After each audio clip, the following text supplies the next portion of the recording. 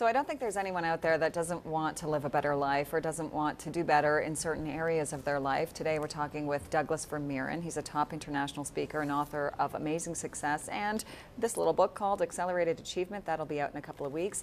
Now those are the titles of two of his books, and he's working on another one called Amazing Possibilities, Questions and Answers for Achievement. Now that one came as a result of people emailing you and saying, okay, but how do I do this? That's correct. Yeah, it's interesting because after every time we do a speaking event or what have you, we make our email addresses available to people because I want to know what people are trying to do, whether it's their successes or their failures or what they're encountering. And on a regular basis, we get a lot of emails just asking what is the process of achievement, how do I get there, and also dealing with some of the personal things they're trying to accomplish. So it's really interesting to see that. Well, and the first question is, well, what is achievement really?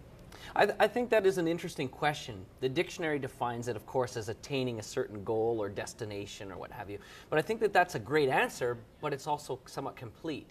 Because for personal achievement, there's actually really two elements that we need to consider. There's do kind of goals, things that you want to accomplish in terms of do, but there's also be, character traits, things that we want to attain, whether it's to be more kind, to having more loving relationships, whether it's to, control anger or temper or just be something different than what we currently are. Now, one of the things that I hear a lot, and I'm sure you hear a lot as well, is, well, I just don't know what my passion is. I want to do something different. I'm not happy with where I'm at. I have to pay my mortgage. I don't know what my passion is or how to even go about getting there. Passion is something that's sometimes very difficult for people to not only find but also to quantify once they get it.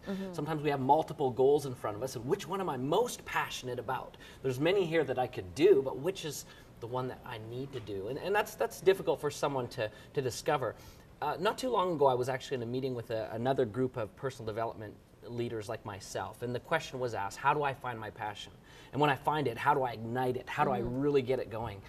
And of course, we threw around a lot of answers, and a lot of things that were said there made sense, but something really resonated with me that was said there at that meeting, and that was, don't necessarily start with finding what puts you on fire. First of all, find what you really like to do. And I personally find that in my own life by really looking at two elements. One, I find something close to home or close to heart. Now, what does that mean, close to home? Well, something that I'm already doing and doing well. That's close to home. But close to heart, something that I enjoy or find personal satisfaction with. If I can find something that sort of fits both those categories, home and heart, and I like to do it, I think I'm on the road to find my passion. And then, of course, the more I do that and the better I excel at it and the closer it gets to my heart, I find that ignites my passion even more because I can see that it's leading me somewhere that I enjoy. Right, it's not like a dead end. That's true. And so it fuels that passion. Another one of the questions that you get is, well, what's the formula really to achievement, to success? And, well, is it simple or is it not really? I believe that it is simple. But I think the formula is probably the reason why most people have challenges with their achievement process. We, of course, read in books that talk about all the different goal-setting strategies, or at New Year's time, we all set our resolutions, and I believe that formula is a little bit difficult for some people.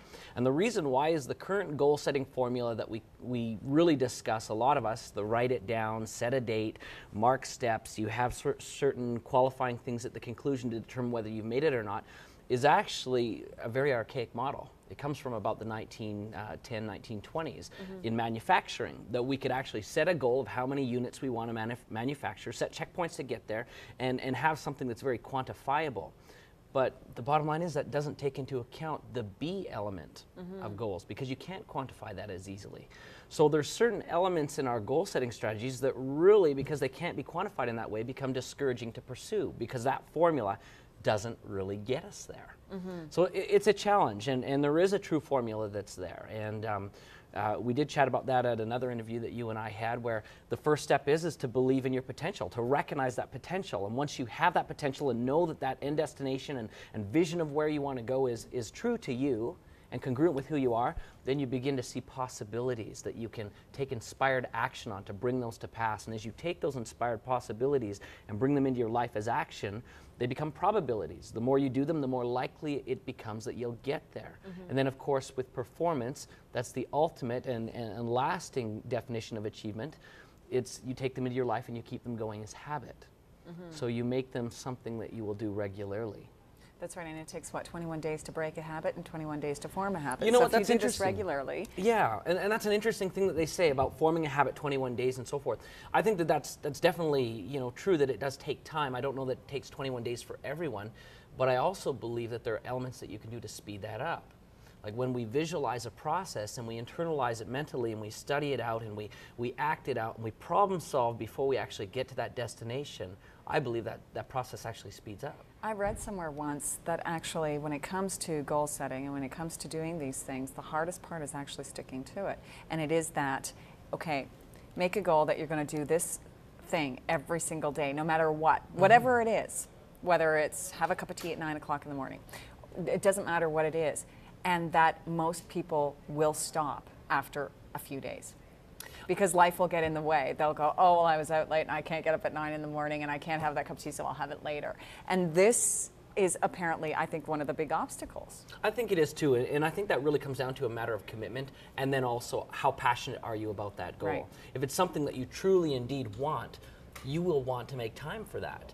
And I know life gets in the way. I've got some kids as well that sometimes demand my attention, or family responsibilities or church responsibilities or whatever it is. And sometimes it's just a matter of I need to make sure my priorities are set for me with my goals, first things first.